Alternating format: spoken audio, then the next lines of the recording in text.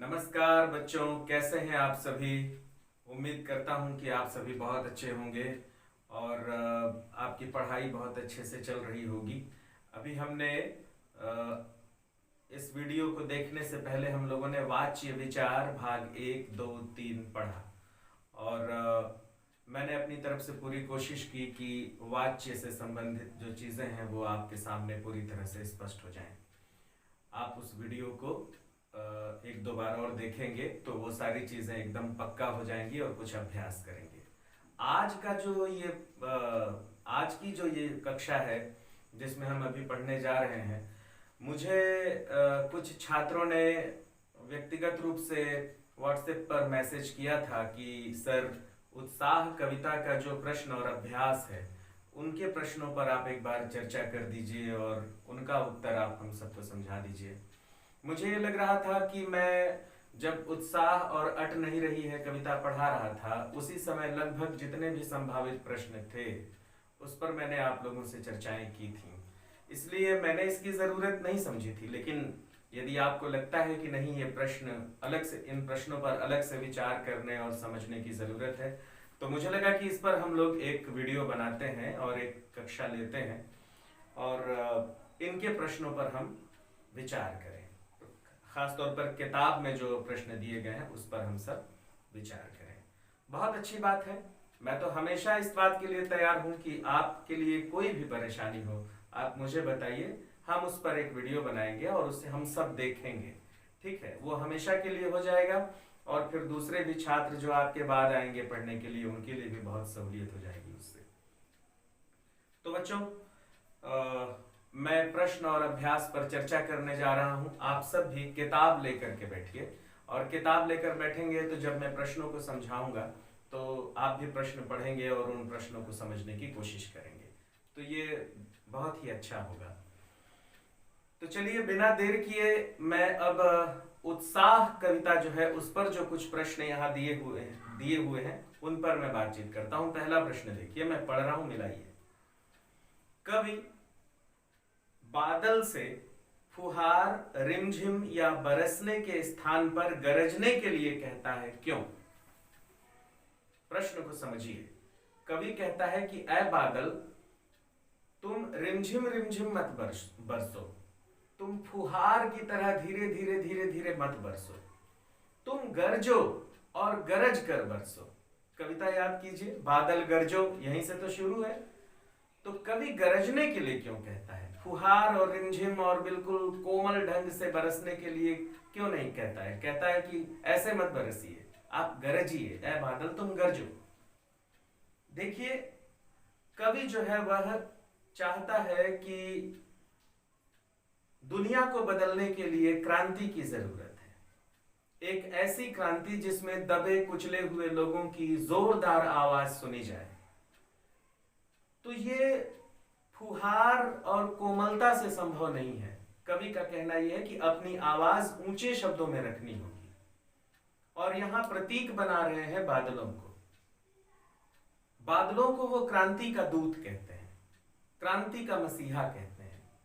वो कवि का ये मानना है कि ये धरती जो है वो सूरज के ताप से तपी हुई है, तप्त है, और इस पर जो लोग हैं उस ताप के कारण व्याकुल हैं, प्यासे हैं, अनमने हैं, घबराए हुए से हैं, परेशान हैं। ऐसे में ऐ बादल तुम आओ और खूब जोर जोर से बरसो, गरजते हुए बरसो। इसलिए गरजते हुए बरसो कि उसी गर्जन से ही यह संभव है कि धरती का यह जो रूप है वह बदल जाए। तुम खूब गरजोगे, खूब बरसोगे, तब जाकर धरती की प्यास बुझेगी, तब जाकर जो तपे हुए लोग हैं, थके हारे लोग हैं, शोषित और पीड़ित लोग हैं, उनकी पीड़ा समाप्त होगी। तो कवि का मानना ये है कि क्रांति के जो दूत हैं उन्हें अपनी बात बहुत दमदारी से रखनी होगी।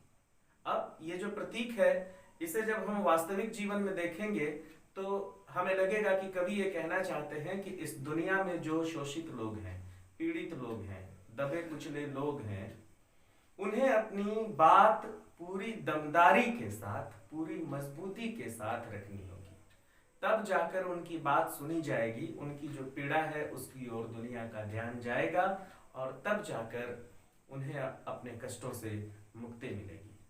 और इसे ही कवि क्रांति कहते हैं कि क्रांति से ही मुक्ति संभव है।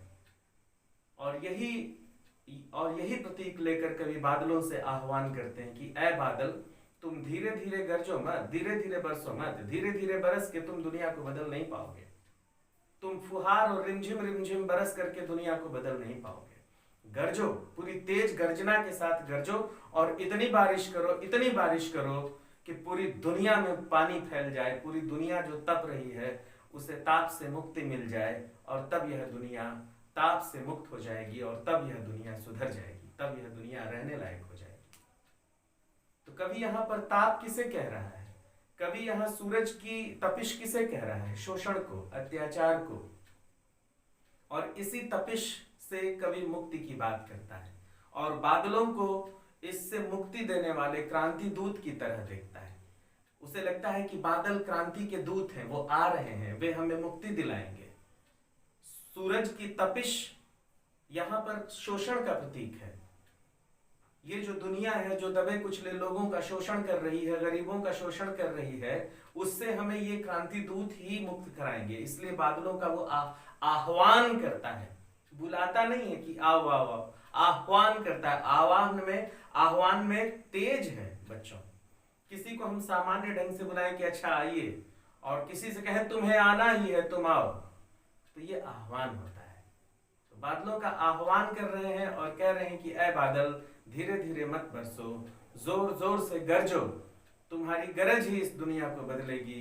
तुम्हारी गरज में वो आवाज, तुम्हारी गरज में वो ताकत है, तुम्हारे भीतर वज्र की शक्ति है जो इस दुनिया को बदल देगी। इसलिए कवि बादल को फुहार, रिमझिम और कोमलता से बरसने के स्थान पर गरजते हुए, बिजली की चमक के साथ गरजते हुए बरसने को कहते हैं। बच्चों देखिए, मैं जो ये आपको समझा रहा हूं ये पूरी व्याख्यात्मक शैली है। मैं फिर आपको बता रहा हूं कि आपको जो बोर्ड में परीक्षा के जो उत्तर लिखने हैं वो 40 से 50 शब्दों में लिखने हैं, जो 2-2 अंक के प्रश्न होते हैं। तो आप इस व्याख्या को समझ लीजिए और अपने शब्दों में आप इसे 40 से 50 शब्दों में लिख लीजिए, जिसमें कि प्रमुख बातें आ जाएं। जैसे कवि कहते हैं, अब इसको आप 40 से 50 शब्दों में कैसे लिखिएगा? आप ऐसे लिखिए कि कवि बादलों से फुहार या रिमझिम के स्थान पर गरजते हुए बरसने के लिए कहते हैं, क्योंकि कवि बादलों को क्रांति का दूत मानते हैं। कवि का मानना है कि यह जो धरती सूरज की ताप से तपी हुई है, इसके लोग जो प्यास से व्याकुल हो रहे हैं, उन्हें उनकी यातना से मुक्ति तभी मिल सकेगी जब बादल गरजते हुए घनघोर वर्षा करेंगे। इसलिए कवि बादलों से गरज कर बरसने के लिए कह रहा है। यदि बादल धीरे धीरे रिमझिम और फुहार की तरह बरसेंगे तो शायद वह परिवर्तन संभव नहीं हो पाएगा जिसकी कल्पना कवि कर रहा है।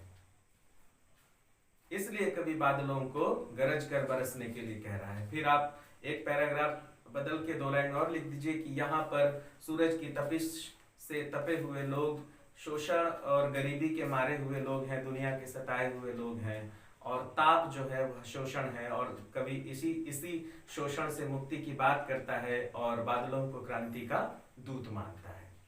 ऐसा जब आप लिखेंगे तो आपको पूरा का पूरा नंबर मिल जाएगा।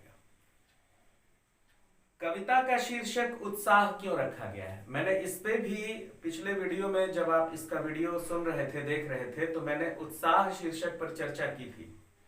देखिए, कवि ने इस कविता का शीर्षक उत्साह इसलिए रखा है क्योंकि पहले तो इस कविता को पढ़ते ही पाठक के मन में एक उत्साह का संचार हो जाता है, उमंग का संचार हो जाता है। कवि का मानना है कि कोई भी बदलाव, कोई भी परिवर्तन बिना उत्साह के संभव नहीं है। व्यक्ति के भीतर परिवर्तन का उत्साह होगा तभी यह दुनिया बदलेगी। इसलिए कवि ने इस कविता का शीर्षक उत्साह रखा है। बादल जब आते हैं तो उनके साथ उत्साह होता है। जैसे ही शोषित और पीड़ित जनता, सताई हुई जनता किसी मसीहा को देखती है, किसी मुक्तिदाता को देखती है, तो उसके भीतर उत्साह का संचार हो जाता है। इसी तरह से ताप से तपती हुई धरती पर जो किसान हैं, मजदूर हैं, जो व्याकुल हैं, अनमने हैं, वे बादलों को देखते ही उत्साहित हो जाते हैं। उनके भीतर उत्साह का संचार हो जाता है। उन्हें लगता है कि अब उनकी दुनिया बदल जाएगी, उनके दुख के दिन चले जाएंगे, अब चारों ओर हरियाली ही हरियाली होगी, खेती बाड़ी शुरू हो जाएगा, मजदूर जो है वो मेहनत करने खेतों में चले जाएंगे, गांव में जागृति आ जाएगी, सोया हुआ गांव जाग जाएगा। तो यह कविता हर जगह हर रग रग में उत्साह का संचार करती है, इसलिए निराला ने इस कविता का शीर्षक उत्साह रखा है। एक जगह वो बादलों को कवि नवजीवन वाले भी कहते हैं। नवजीवन उत्साह से ही संभव है। ये जो बादल हैं वो लोगों को नया जीवन देने वाले हैं, इसलिए कवि उत्साहित है, बादलों को लेकर के उत्साहित है, इसलिए कविता का शीर्षक उत्साह रखा गया है। ठीक है बच्चों, समझ में आई बात? आप इसे अपने शब्दों में लिखेंगे और वही मैंने आपसे कहा कि 5-6 लाइनों में आप इसे लिखेंगे, 40 से 50 शब्दों में।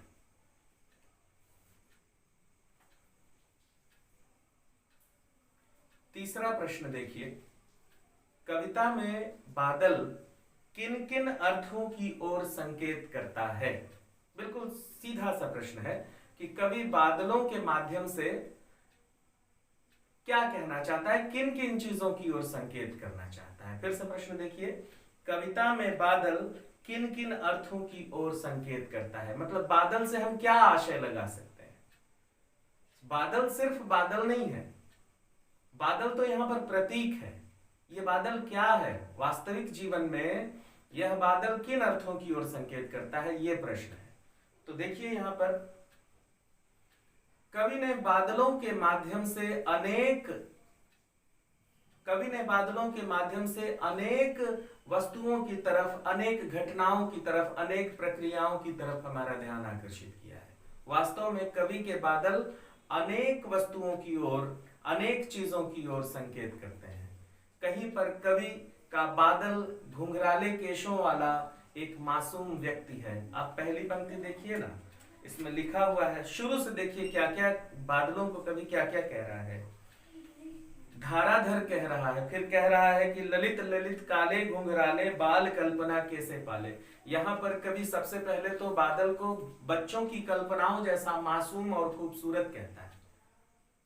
तो कवि बादलों को पहले मासूम व्यक्ति भी कहना चाहता है कि ये बादल जो है वो दुनिया के मासूम लोग हैं, जिन्हें अपनी ही ताकत का अंदाजा नहीं है। तो यहाँ पर सबसे पहले बादल जो है वह मासूम और दुनिया के भोले भाले और सुंदरतम लोगों का प्रतीक है। फिर कवि कहते हैं कि कवि नवजीवन वाले, फिर वह बादलों को नया जीवन प्रदान करने वाला नवजीवन का दूत भी कहता है कि ऐ बादल तुम लोगों को नया जीवन देने वाले नवदूत हो, क्रांति के दूत हो, चेतना के दूत हो। फिर आगे क्या कहता है कवि? कवि कहता है कि अनंत आए अज्ञात दिशा से अनंत के घन, अज्ञात दिशा से आने वाले यात्रियों की भी उपमा दे रहा है। बादलों को अज्ञात दिशा से आने वाले यात्री भी कह रहा है कवि। तो इस तरह से बादलों के माध्यम से अनेक संकेत कर रहा है कवि। कभी उसको सबसे पहले मासूम बच्चों की तरह, दुनिया के भोले भाले लोगों की तरह देखता है, फिर नया जीवन प्रदान करने वाले कवि की तरह देखता है, फिर अज्ञात दिशा से आने वाले परिवर्तन के दूत यात्री की तरह देखता है, फिर उसे वज्र की ताकत वाले व्यक्ति की तरह देखता है, फिर उसे क्रांति के दूत की तरह देखता है। अनेक रूपों में कवि बादलों की कल्पना कर रहा है। बादल अनेक अर्थों की ओर संकेत कर रहे हैं, है ना? तो आप इसका उत्तर लिखेंगे, कैसे लिखेंगे? आप प्रश्न देखिए, प्रश्न से मिलाते हुए आपको उत्तर लिखना है। कविता में बादल किन किन अर्थों की ओर संकेत करता है? कविता में बादल अनेक अर्थों की ओर संकेत करता है। कवि ने बादलों के माध्यम से अनेक अर्थों को उजागर किया है। सबसे पहले कवि कहते हैं कि यह बादल सामान्य और भोले भाले सुंदरतम लोगों का प्रतीक है, जो बच्चों की कल्पनाओं की तरह जीवन जीते हैं, भोले भाले लोगों की तरह जीवन जीते हैं। सबसे पहले बादल तो हमें उस रूप में दिखाई देता है। फिर हमें बादल नव जीवन प्रदान करने वाले व्यक्ति की तरह, कवि की नई कविता आधुनिक कविताओं की तरह दिखाई देता है, नवजीवन प्रदान करने वाला दिखाई देता है। फिर एक ऐसे व्यक्ति के रूप में दिखाई देता है जिसके भीतर वज्र और बिजली की ताकत है, ऐसे रूप में भी बादल हमें दिखाई देता है। फिर हमें बादल अज्ञात दिशा से आए हुए परिवर्तन के दूत मित्र की तरह दिखाई देता है। तो इस तरह इस कविता में कवि ने बादलों को अनेक अर्थों की ओर संकेत करते हुए दिखाया है। कहीं पर बादल परिवर्तन का दूत है, कहीं पर बादल भोला भाला है, बच्चों की कल्पनाओं की तरह है, कहीं पर बादल बिजली की ताकत वाला है, कहीं पर बादल लोगों को नया जीवन प्रदान करने वाला है। तो इस तरह से इस कविता में बादल अनेक अर्थों की ओर संकेत करता हुआ दिखाई देता है। अब आइए बच्चों चौथे प्रश्न की ओर हम चलते हैं। चौथा प्रश्न क्या है? शब्दों का ऐसा प्रयोग जिससे कविता के किसी खास भाव या दृश्य में ध्वन्यात्मक प्रभाव पैदा हो नाद सौंदर्य कहलाता है। याद करिए, मैंने आपको नाद सौंदर्य के बारे में बताया था और कविता का पाठ करके आपको बताया था कि नाद सौंदर्य का पाठ कैसे होता है। फिर से प्रश्न को देखिए एक बार, पुनः आप पढ़िए, मैं पढ़ रहा हूं, मिलाइए।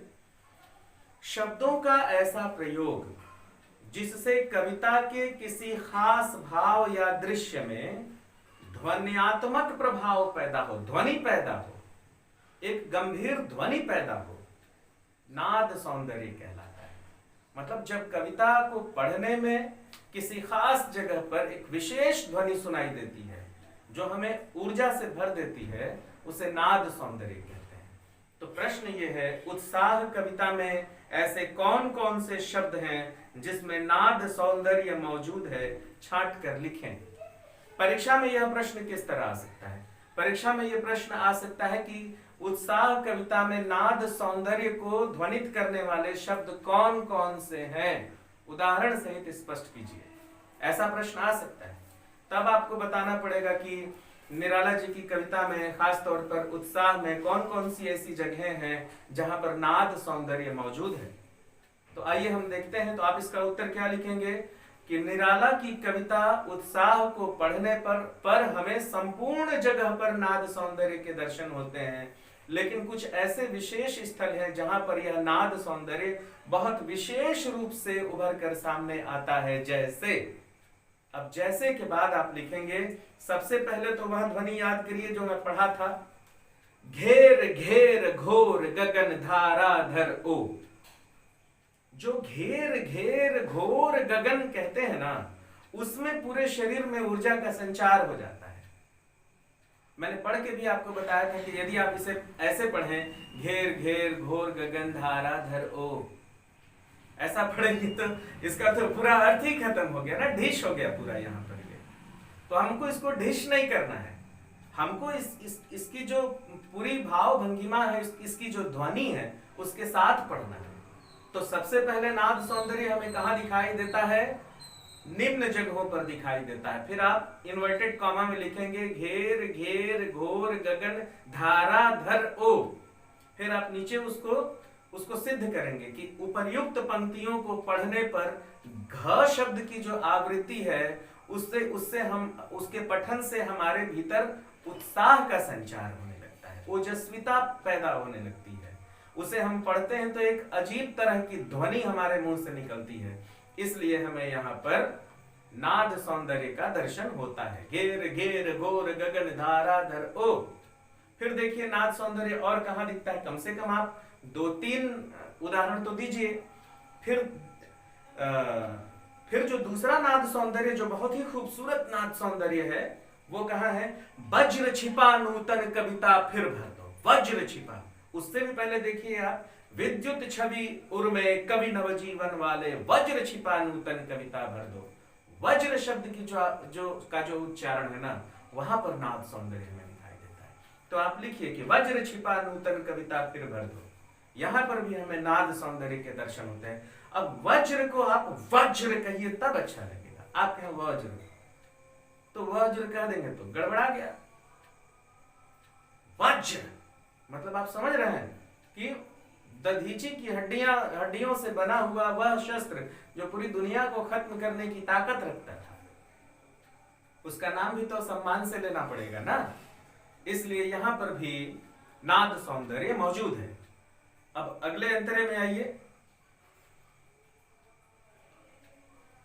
विश्व निदाघ के सकल जन, याद करिए, मैं समझा रहा था तो निदाघ को बार बार बोल के आपको सुना रहा था कि निदाघ कैसे बोला जाता है। ऐसे नहीं बोल सकते आप विश्व निदाघ के सकल जन। ऐसा पढ़ देंगे तो मैं क्लास में रहूंगा तो मैं आपको बाहर कर दूंगा। आप पूरी ओजस्विता के साथ पढ़िए, विश्व निदाघ के सकल जन, और नहीं तो मत पढ़िए कविता को। तो यहां पर भी हमें नाद सौंदर्य के दर्शन होते हैं। फिर आगे चलिए, तप्त धरा जल से फिर शीतल कर दो। तप्त धरा, तप्त धरा में आप देखिए झटका लगता है बिल्कुल, तप्त धरा फिर शीतल कर दो। यहां पर भी हमें नाद सौंदर्य के दर्शन होते हैं बच्चों। तो आप इन पंक्तियों को लिख के और लिखेंगे कि इन पंक्तियों का उच्चारण करने में विशेष तरह की ध्वनि निकलती है जो हमें आनंद से भर देती है, जो हमारे भीतर उत्साह और वीरता का संचार करती है। इसलिए हमें यहाँ पर नाद सौंदर्य के दर्शन होते हैं। समझ में आया? अब पांचवा प्रश्न देखिए, जैसे बादल उमड़ घुमड़ कर बारिश करते हैं वैसे ही कवि के अंतर्मन में भी भावों के बादल उमड़ घुमड़ कर कविता के रूप में अभिव्यक्त होते हैं। ऐसे ही किसी प्राकृतिक सौंदर्य को देखकर अपने उमड़ते भावों को कविता में उतारिए। यह प्रश्न तो आपको कवि बना रहा है। यह प्रश्न कह रहा है कि जिस तरह एक कवि है उसके अंदर भाव उमड़ते घुमड़ते रहते हैं, हर समय कवि भावुकता में रहता है, हर समय कवि भावों से भरा रहता है। वह किसी भी दृश्य को देखता है तो उसे अपनी कविता की शक्ल में बांध देता है, उसे अपनी कविता की शक्ल में पिरो देता है। तो इसी तरह आप भी अगर कहीं जा रहे हैं, कोई शानदार दृश्य देखते हैं या कोई दुखद दृश्य देखते हैं या कुछ ऐसा देखते हैं जिस पर आपको कुछ कहना चाहिए, उसे आप अपने भाव जो है उसे आप कविता की शक्ल में लिखिए। तो यह प्रश्न आपको कवि बनने की प्रेरणा देता है कि आप अपने आसपास जिन चीजों को देखें उसे कलमबद्ध जरूर करें, उसे लिखें जरूर। ऐसी चीजें जो आपका ध्यान आकर्षित करती हैं उसे जरूर लिखें।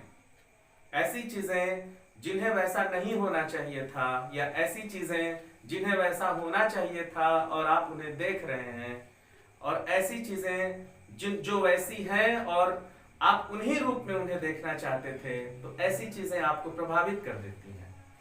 तो आप उन पर जरूर लिखिए और एक कवि बनने की ओर आप अपने कदम बढ़ाइए। तो ये तो आपको करना है, आपके भाव कैसे हैं, आप कैसे किसी चीज को देखकर प्रभावित होते हैं, आपको लिखना है। तो बच्चों यहाँ पर जो उत्साह कविता है इसका प्रश्न और अभ्यास के जो प्रश्न उत्तर है वो यही संपन्न होते हैं। ठीक है, अब आइए हम अट नहीं रही है कविता पर बातचीत करते हैं। अट नहीं रही है फागुन की आभा तन सट नहीं रही है। कितनी खूबसूरत कविता है, मैंने इसे पूरी भावुकता के साथ आपको पढ़ाया था। तो आइए इसके प्रश्नोत्तर पर भी हम उसी तरह बातचीत करते हैं, है ना।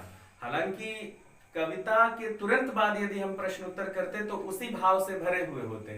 ये बीच में वाच्य वाला अंतराल आ गया, मैंने सोचा कि आप कर लेंगे इसलिए मैं उसे लगभग छोड़ ही दिया था। लेकिन चलिए कोई बात नहीं, आप उसे याद करिए कि किस तरह से हम अट नहीं रही है कविता पढ़े थे और इसके क्या अर्थ थे। कवि कैसे कह रहा है कि ऐ फागुन तुम इतने व्यापक हो कि जिधर भी नजर ले जाता हूं उधर तुम नजर आते हो और तुमसे नजर हट नहीं रही है ना, तुम्हारी आभा तन सट नहीं रही है। चलिए प्रश्न देखते हैं। छायावाद की एक खास विशेषता है छायावाद। हमने छायावाद पर बात की थी। मैंने आपसे बताया था कि कवि जब अपने मन के भावों को किसी बिंब और प्रतीक के माध्यम से प्रकट करता है, सीधे सीधे नहीं बोलता है, बिंबों और प्रतीकों में, और उसमें भी वह प्राकृतिक बिंबों का इस्तेमाल करता है, तो उसे हम छायावादी कविता कहते हैं। शैडो मतलब किसी बिंब की छाया पड़ना। अपनी बात सीधे सीधे न कहना कि मुझे दुख है। अगर कोई कवि कहना चाहेगा कि मुझे दुख है, तो अगर वो छायावादी प्रभाव से कहना चाहेगा तो बोलेगा कि मैं एक वृक्ष के समान हूं जिसकी पत्तियां झड़ रही हैं, पीली होकर झड़ रही हैं, पता नहीं कब इसमें पत्तियां आएंगी। सीधे सीधे नहीं कहा कि मुझे बहुत दुख है और पता नहीं खुशी कब आएगी, ऐसा नहीं कहा। वो क्या कह रहा है, मेरा जीवन एक वृक्ष के समान है और पता नहीं कब इस वृक्ष के पत्ते, इस वृक्ष के पत्ते झड़ रहे हैं और पता नहीं कब इस पर हरी पत्तियां आएंगी। तो यही छायावाद है, समझ रहे हैं आप। हालांकि छायावाद को इन 2 लाइनों से नहीं समझाया जा सकता।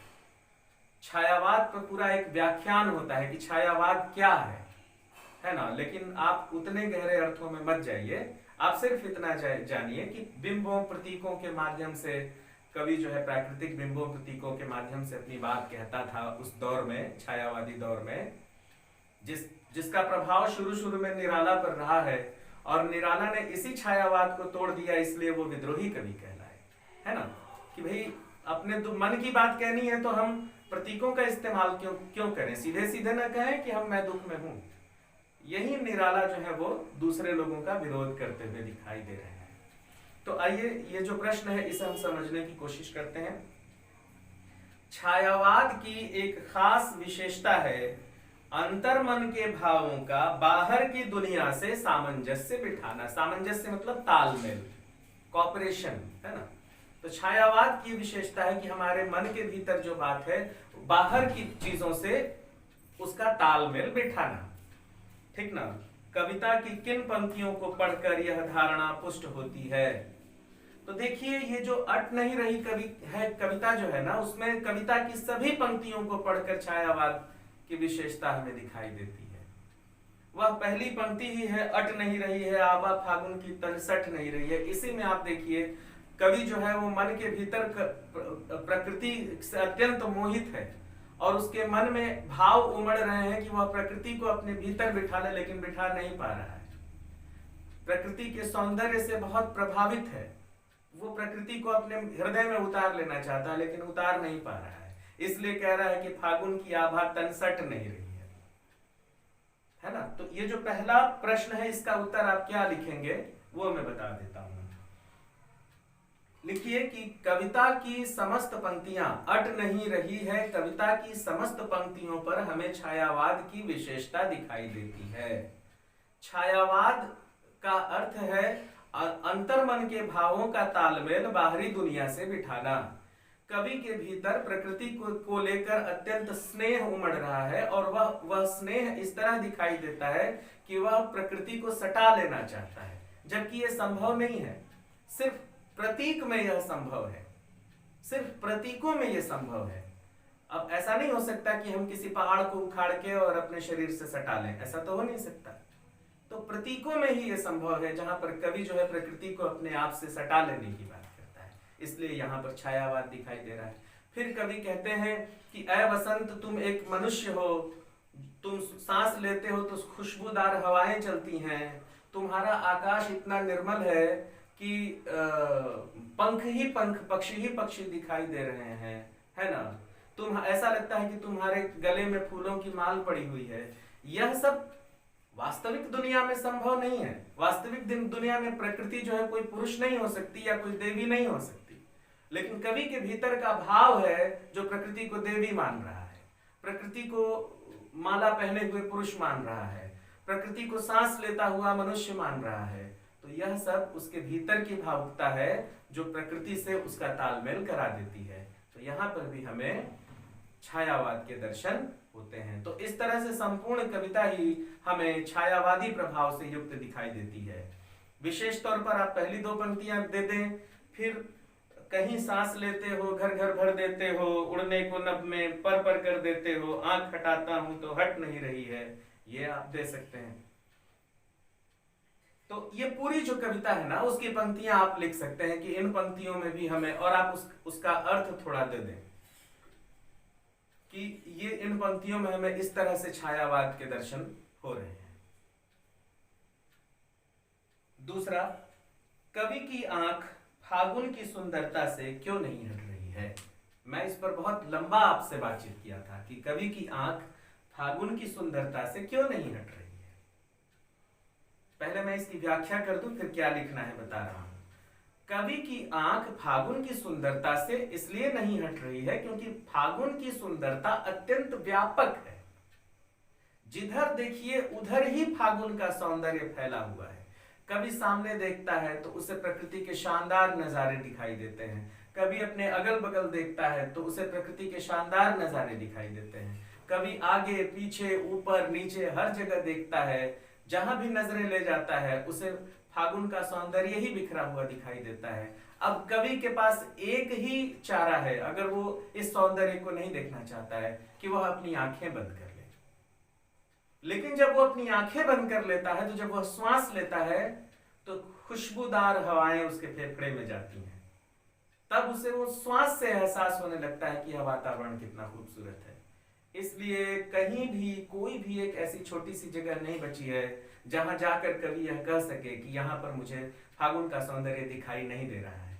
इसलिए कवि कहता है कि मैं आंख हटाता हूं तो हट नहीं रही है। तो वही प्रश्न है कि कवि की आंख फागुन की सुंदरता से क्यों नहीं हट रही है। अब आप इसे लिखेंगे कैसे? आप लिखेंगे कि कवि की आंख फागुन की सुंदरता से इसलिए नहीं हट रही है क्योंकि फागुन का सौंदर्य अत्यंत व्यापक है। कवि जिधर जिधर भी आंखें ले जाता है उधर ही फागुन का सौंदर्य फैला हुआ है। कवि अपने आगे पीछे ऊपर नीचे सभी दिशाओं में देखता है और उसे हर दिशा में प्रकृति का सौंदर्य बिखरा हुआ नजर आता है। कवि के पास एक ही चारा है कि वह अपनी आंखें बंद कर ले और फिर वह इन सौंदर्य को न देखे। लेकिन तब भी यह संभव नहीं हो पाता और वह फागुन के सौंदर्य से बच नहीं सकता, क्योंकि जब वह अपनी आंखें बंद करता है तो खुशबूदार हवाएं उसके फेफड़ों में चली जाती हैं और उसे इस बात का एहसास कराती हैं कि यह प्रकृति बहुत ही खूबसूरत है। इसलिए कवि चाह कर भी फागुन के सौंदर्य से अपनी नजरें नहीं हटा पाता, क्योंकि फागुन का सौंदर्य इतना व्यापक है, इतना फैला हुआ है, चारों ओर फैला हुआ है कि वह चाह कर भी कहीं से भी अपनी नजरें नहीं हटा पाता। इसलिए कवि कहता है, स्वयं कहता है, और आप 2 लाइनें दे दीजिए कि अट नहीं रही है आभा फागुन की, तन सट नहीं रही है। देखिए कितना अच्छा उत्तर हो गया आपका, आपको पूरा नंबर मिल जाएगा। अब अगला प्रश्न देखिए। हाँ, बहुत ही खूबसूरत प्रश्न है अगला प्रश्न। पूरी कविता का जो सार है ना, वो इस प्रश्न में आ गया है। कवि कहता है कि प्रस्तुत कविता में कवि ने प्रकृति की व्यापकता का वर्णन किन किन रूपों में किया है।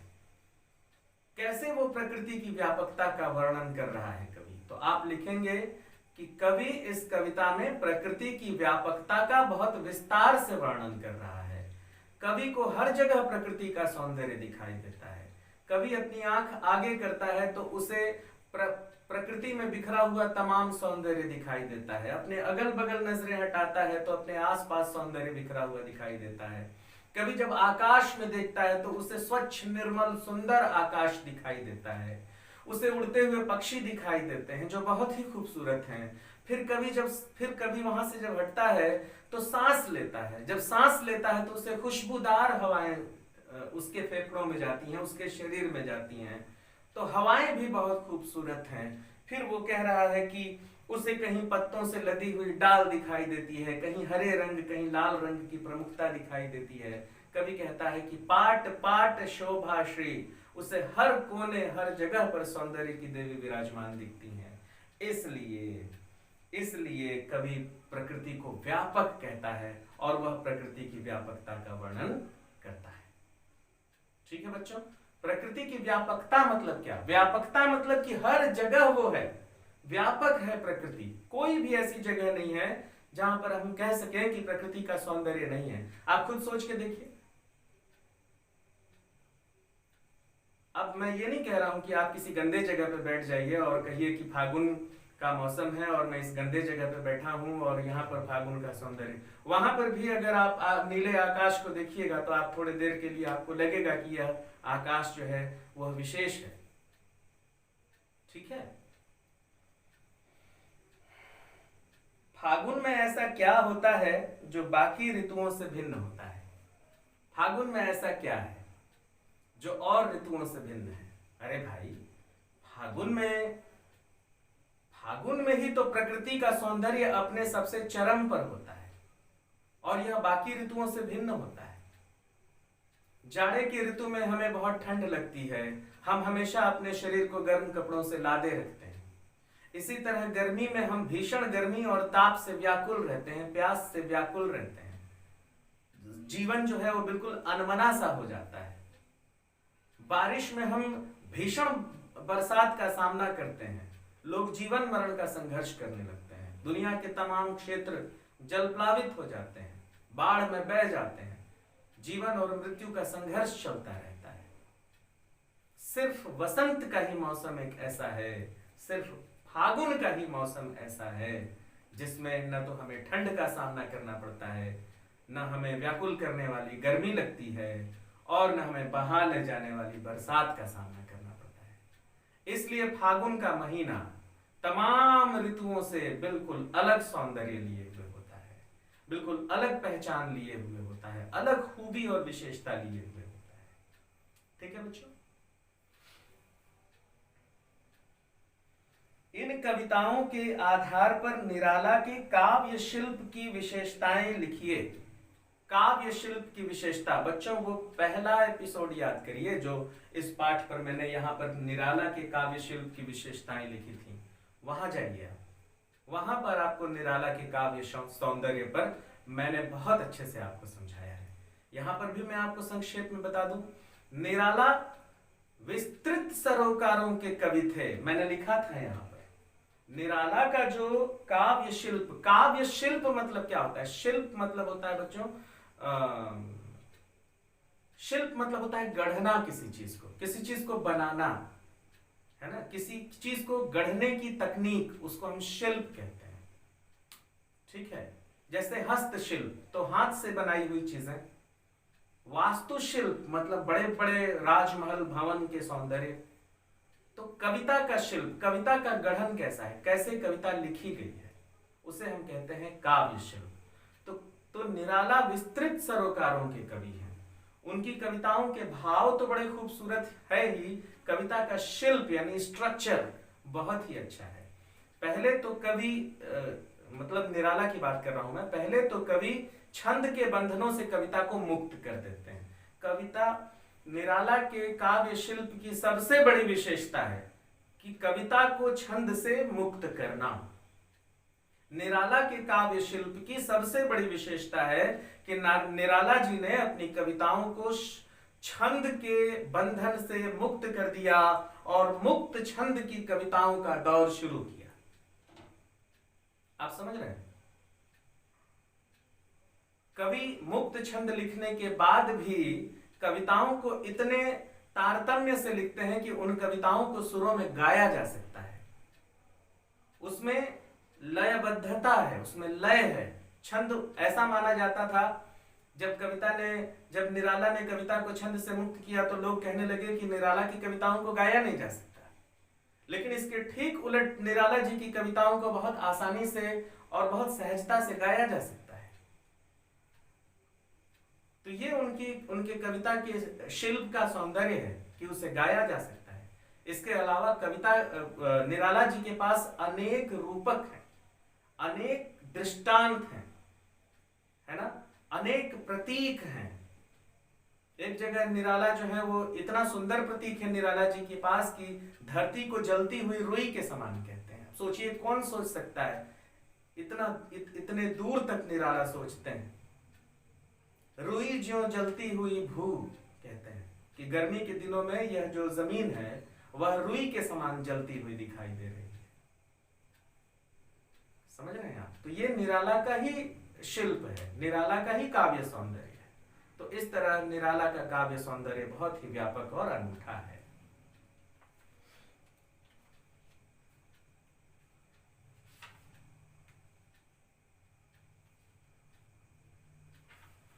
तो बच्चों ये लगभग प्रश्न हम लोगों ने पूरा कर लिया। एक छठवां प्रश्न है, होली के आसपास प्रकृति में जो परिवर्तन होते हैं उन्हें लिखिए। तो आप देखिए भाई, होली को याद करिए, होली के समय आपको प्रकृति में कौन कौन से परिवर्तन दिखाई देते हैं। होली के समय एक तो सबसे पहली बात यह होती है कि जाड़े का गमन होता है और ग्रीष्म ऋतु का आगमन होता है ना। शीत ऋतु का गमन होता है और ग्रीष्म ऋतु का आगमन होता है। इसलिए वह एक संधि स्थल है जहां पर हमें ना अधिक गर्मी लगती है ना अधिक ठंड लगती है। प्रकृति में जो परिवर्तन है वो बड़े ही खूबसूरत हैं। सारे वृक्ष, सदाबहार वृक्ष जो हैं हरे पत्तों से लद जाते हैं। जाड़े के दिनों में वृक्ष जब अपनी पत्तियां गिरा दिए रहते हैं तो वो ठूंठ की तरह दिखाई देते हैं, लेकिन फागुन का मौसम आते ही, वसंत का ऋतु आते ही वृक्षों पर हरी हरी पत्तियां दिखाई देने लगती हैं, फूल खिल जाते हैं, लाल पीले केसरिया हरे रंगों की प्रधानता दिखाई देने लगती है, हवा में फूलों की खुशबू तैर जाती है। उस समय प्रकृति सबसे शुद्धतम रूप में रहती है, आकाश बहुत खूबसूरत नीला चमकता हुआ दिखाई देता है। तो यह सारा परिवर्तन वसंत के मौसम में ही दिखाई देता है। तो इस तरह बच्चों, आपने मुझसे कहा था कि मैं उत्साह और अट नहीं रही है कविता का प्रश्न उत्तर आपसे साझा करूं, आपसे बातचीत करूं, तो मुझे लगता है कि एक व्यापक समझ आपकी इन प्रश्नोत्तरों पर बन चुकी है। अब सिर्फ ये है कि आपकी कुशलता कितनी है कि आप उसे अपने शब्दों में लिखें। तो अपने शब्दों में अच्छे से लिखें, इसके लिए भी आपको अनेक बार प्रश्नों के उत्तर को सुनना पड़ेगा। तो उसे सुनिए और अपने शब्दों में लिखिए और अपनी एक शैली विकसित करिए। जैसे मैं आपको समझा रहा हूं तो ये मेरी एक शैली है, मेरा एक स्टाइल है, उसी तरह से आप भी अपनी एक शैली विकसित करिए और उत्तर लिखिए। ठीक है बच्चों, तो उम्मीद है आपको ये क्लास, ये कक्षा बहुत पसंद आई होगी, इसमें कही गई बातें आपको अच्छी लगी होंगी। आपका बहुत बहुत धन्यवाद।